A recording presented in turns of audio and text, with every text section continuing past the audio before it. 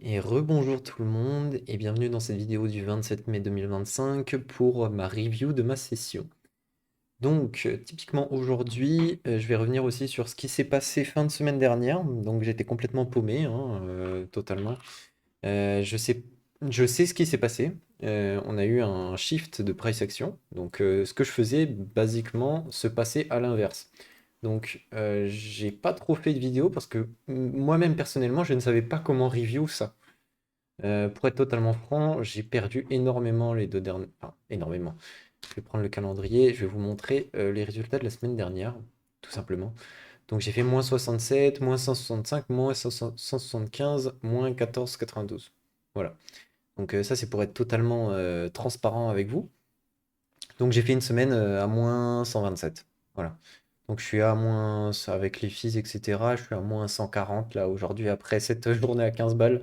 Je suis à moins 140 sur le compte PA. Euh, voilà.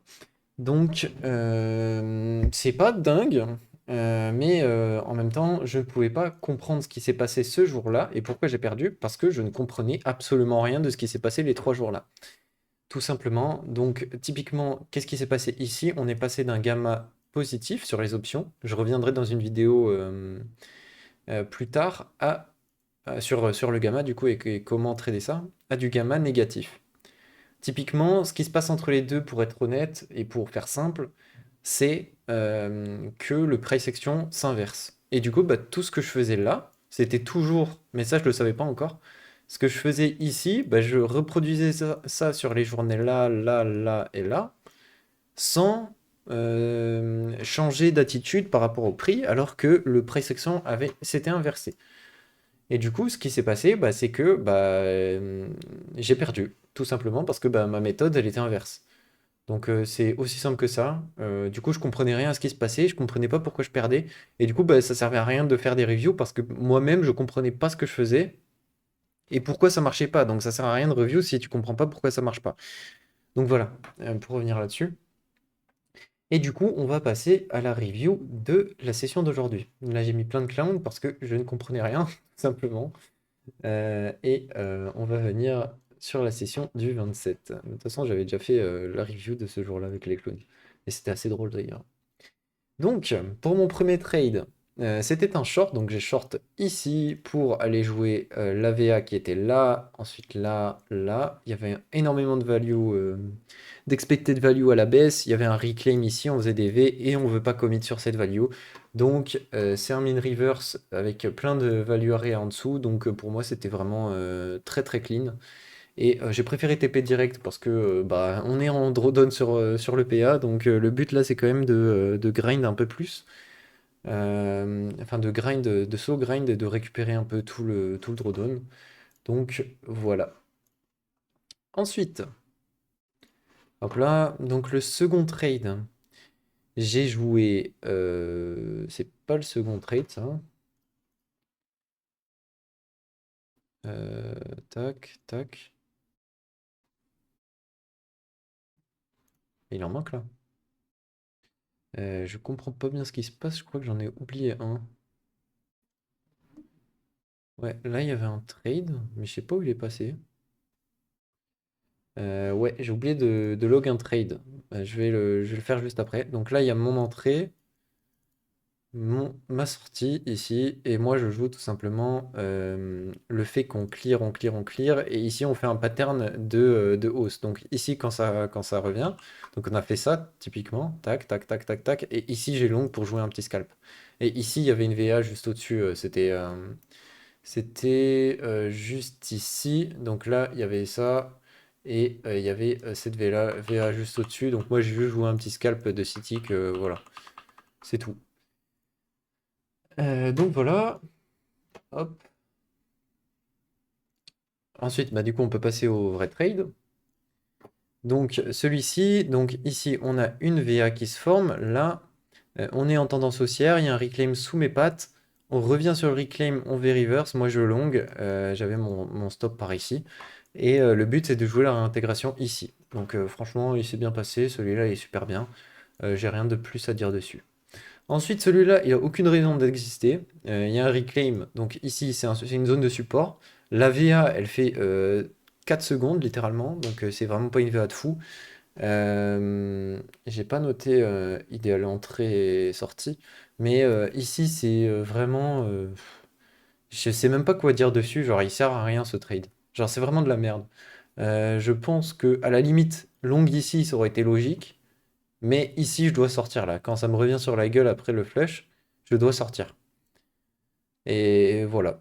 Là, je sais pas pourquoi j'ai short. Ça, je peux pas expliquer. Celui-là, il est vraiment pourri. Vraiment nul à chier. Donc voilà, ça arrive aussi à tout le monde hein, de prendre des trades de merde. Mais celui-là, il était vraiment moche. Ensuite, celui-ci, j'ai fait une petite erreur de lecture. Parce que j'avais pas vu l'AVA juste ici, suivi du reclaim. Donc ici je long, donc c'est une bonne chose parce que ici il y a un reclaim, donc moi j'ai envie de long sur les reclaims et là on venait de clear la VA là. Après, le problème c'est qu'il y avait un reclaim au-dessus et pas de VA. Du coup bah, il y avait presque aucune chance que ça remonte direct en fait.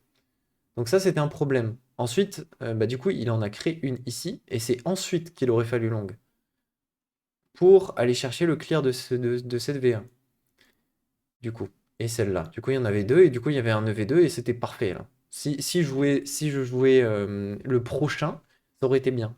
Mais en tout cas, mon entrée, elle est trop haute par rapport à ce qui se passe, et il y a pas de VA là. Donc c'est un gros reclaim, et moi, je fail, en fait, et c'est pas ce que je dois faire. Donc là, c'est une erreur. Donc voilà. Là, c'est une erreur. Il faudrait que je fasse gaffe les prochains jours, parce qu'ici, il faut vraiment pas que je joue le clear du reclaim, ça, on est en gamma positif, je dois pas faire ça, tout simplement. Ensuite, c'est pas celui-là, c'est celui-là. Ici, j'ai été greedy sur celui-là, donc c'est exactement ce que je disais. Donc on attend le flush de là, ensuite on peut rejouer le long. Par contre, il faut que je sorte sur le reclaim. Donc là, j'ai été greedy. Encore une fois, une erreur. Donc décidément, aujourd'hui, j'en ai fait quand même beaucoup. C'est une erreur de plus. Ici, j'aurais dû TP à Cytic, tout simplement, parce que ici, bah, déjà, Cytic, on est au-dessus de la rotation moyenne. Donc là, j'aurais dû TP sur le reclaim, c'est une erreur de ma part. Et bah, je jouais toujours bah, le clear de tout ça, en fait. Mais ça fait aucun sens, parce qu'il n'y a pas vraiment de VA, et il y a un reclaim ici. Donc les reclaims, quand on est en gamma positif, ça fait bah, support ou résistance. Et le problème là, c'est que bah, il faut attendre au moins une deuxième touchette et faire quelque chose comme ça, quoi. Là, ça suffit vraiment pas à jouer le breakout là pour le moment. Donc là, c'est une erreur de jouer le clear de tout ça. J'aurais dû TP là-dessus. Après, l'idée du trade et la prise de position, elles sont excellentes. Juste, je dois sortir plus tôt, quoi. C'est tout. Ensuite, celui-ci, pour moi, c'est pas de chance. Donc, il est excellent. Donc là, pour le coup, je joue le reclaim. Il y a une VA au-dessus. Et on est en tendance haussière. Donc ici, on est en tendance haussière, on pète le reclaim. Pour moi, on va continuer. Le seul problème, c'est que bah, du coup, bah, il décide de prendre le reclaim, donc on change de caractère dans la trend. Donc ici, pour moi, il va aller plus bas. En fait, je joue parfaitement mon trade, il marche juste pas, parce qu'il vient prendre le reclaim et il vient en dessous. Donc il change en fait de tendance. Et bah, du coup, bah, ça, je peux pas le prévoir en fait. Donc, bah, mon trade, il est excellent, juste il fonctionne pas. Donc, j'ai pas grand-chose à dire de plus, juste, bah, pas de chance. Ensuite, pour celui-ci, je short ici. Donc, attendez, je vais mettre en plus gros. Je short ici et je sors là. Le problème, c'est que bah, on était toujours un peu en tendance haussière et ici, on rentre dans un reclaim. Donc, ici, en fait, je dois, euh, je dois sortir plus tôt. Parce que bah, tout simplement, on est quand même overall dans une tendance haussière, comme vous pouvez le voir. Après, mon idée de trade, elle est bonne. Je suis juste un peu bas là, je peux gagner 4 ticks, 3 ticks, allez, 3 ticks max sur mon entrée, ce qui est déjà pas mal. Mais là, le management de mon trade, ok, c'est ok de jouer comment dire? C'est OK de jouer un trail dans ces conditions de marché et dans ce qu'il est en train de faire, le prix. Cependant, étant donné que je venais de perdre un trade, le mieux c'est quand même de TP et de pas espérer qu'il aille tout en bas, quoi. Ça, c'était un peu une connerie. Donc là, il y avait clairement de la grid et je voyais un peu le trade beaucoup trop gros. Même s'il y va à ma target juste après, là je dois TP sur bah, le lot. Du coup, peut-être même mon idéal exit il est pas bon. Ouais, pour moi, j'aurais dû TP là, à 6 ticks, tout simplement. Et pas me laisser me refaire retourner dans la gueule en fait. Donc voilà pour ce trade, il était trop greedy. Ensuite, l'avant-dernier, celui-là il est parfait. Donc ici, bah, il fait exactement ce que je pense. Donc il va sur un V, il prend un reclaim, on est toujours en tendance haussière. IV flush, donc là c'est un signal d'entrée énorme. Et bah, du coup, sur bah, de l'accumulation, je joue le reversal. Mon TP initial, il était ici. Encore une fois, j'étais en drawdown et là, je m'en étais rendu compte. Donc, je joue pas la lune et je vois qu'il galère, il fait ça.